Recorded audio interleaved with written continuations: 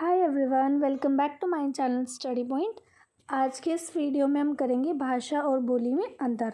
तो सबसे पहले हम देखते हैं भाषा के बारे में। ठीक है, पहले हम भाषा के बारे में पढ़ेंगे, देन बोली के बारे में। ठीक है, तो भाषा के बारे में पढ़ते हैं। फर्स्ट पॉइंट है इसका, भाषा में साहित्य प्रचुर मात्रा में होता है, यानी कि भाषा में साहित्य बहुत होता है। भाषा का क्षेत्र, भाषा का जो क्षेत्र है वो क्या होता है, विस्तृत होता है, मतलब बहुत बड़ा होता है। भाषा का प्रयोग, किस भाषा का यूज़ कब होता है, राज कार्य या प्रशासनिक कार्यों में। ठीक है, नेक्स्ट पॉइंट है, भाषा में विभिन्न प्रकार की बहुत सारी बोलियों का हस्तक्षेप होता है। नेक्स्ट पॉइंट है, भाषा विभिन्न प्रकार की बोलियों से मिलकर बनाई गई है। जो भाषा बनी है वो कैसे बनी है, तरह तरह की बोलियों से मिलकर। ठीक है, आगे देखते हैं।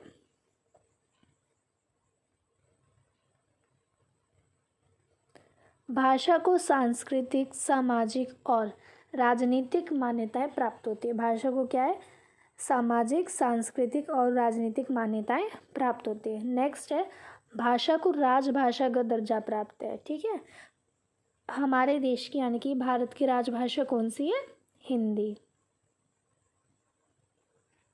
और आपको ये भी पता होगा कि भारत की कोई भी राष्ट्रभाषा नहीं है, सिर्फ राजभाषा है।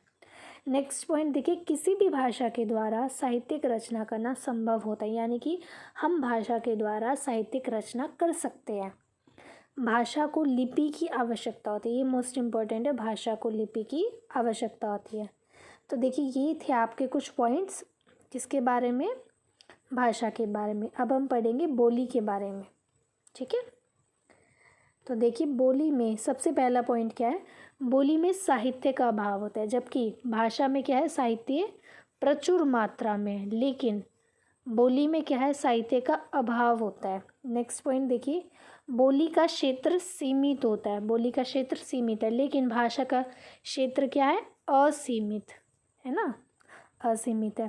बोली का प्रयोग केवल आम बोलचाल में किया जाता है, जबकि भाषा का प्रयोग आम बोलचाल में तो किया ही जाता है, लेकिन राज कार्यों में भी किया जाता है।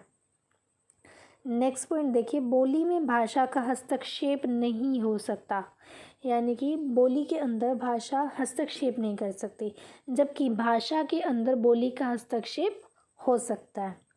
नेक्स्ट पॉइंट देखिए, बोली का स्वरूप स्वतंत्र होता है, वे किसी भाषा से संबंध भी नहीं रखती, जबकि भाषा का संबंध बोली से होता है। ठीक है, नेक्स्ट पॉइंट देखिए, बोली को किसी भी प्रकार की मान्यता प्राप्त नहीं होती है, जबकि भाषा को सामाजिक, राजनीतिक, सांस्कृतिक सभी प्रकार की मान्यताएं प्राप्त हैं। नेक्स्ट देखिए, बोली का दर्जा राजभाषा नहीं देगा, ये का हटा देना यहाँ पे। ठीक है, ये गलती से लिखते हैं, ये पॉइंट क्या बने, बोली को राजभाषा का दर्जा नहीं दिया गया, बोली को राजभाषा का दर्जा नहीं दिया गया, जबकि भाषा को राजभाषा का दर्जा दिया गया। ठीक है, बोली को कभी भी राजभाषा नहीं बनाया जा सकता, लेकिन भाषा को राजभाषा बनाया जा सकता है। ठीक है, नेक्स्ट पॉइंट देखिए, बोली के द्वारा साहित्यिक रचना करना असंभव होता है। देखिए, भाषा में आप साहित्यिक रचना कर सकते हो, ठीक है, भाषा में साहित्यिक रचना कर सकते हो, लेकिन बोली में नहीं कर सकते। ठीक है, नेक्स्ट पॉइंट है, बोली को किसी भी प्रकार की मुख्य लिपि की आवश्यकता नहीं होती। देखो, भाषा को किसकी आवश्यकता होती है, लिपि की। ठीक है, लेकिन बोली को किसी भी प्रकार की लिपि की आवश्यकता नहीं होती।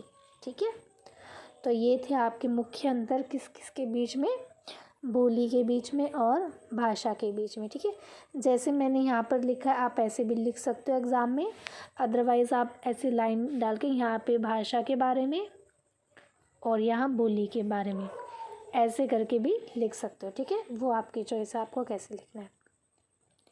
आई होप इस वीडियो में हमने ये जो क्वेश्चन समझाया वह आप सभी को अच्छे से समझ आया होगा। वीडियो देखने के लिए थैंक यू।